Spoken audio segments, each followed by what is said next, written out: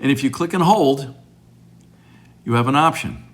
Now, Stage Manager is just like on the Mac, where everything goes to the one side. I know Ella, you like that one. If I tap on Stage Manager, it's on. And what do we have here? We have things on the side. So what would I do here? I didn't point this out. I have this stoplight. Every window has the stoplight. That's what it's called. Red, yellow, green. I can minimize. I can point to it. I can maximize. I can go back. Now notice where it is. When the window got maximized, it went more towards the middle next to the menu bar. So what do? I hover and I can just tap. What else could you do with that?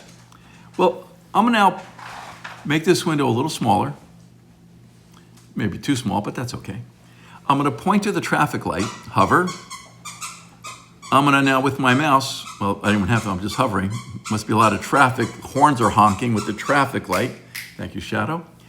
I can reposition this window to a particular part of the screen. There you go. Maybe I want to open up, remember, look what I have here, Stage Manager. I can tap that. Now you notice how they're just switching? Yeah, that's the problem. So what version of this new version of Windows, or rather Mac, you think you'd like? I think I'm gonna go back to the control panel, click and hold, and go back to Window Apps. That shows it right there, tap, bring up reminders. Oh look, they all came back in. There's my messages. Oh, why don't I see the dock? Because the reminder list is too big. Can I make it a little smaller? There you go. That's it. This changes my life as far as traveling with a laptop. I can just now take my iPad, feel very comfortable, because I think I'm working on a very portable laptop that weighs hardly anything.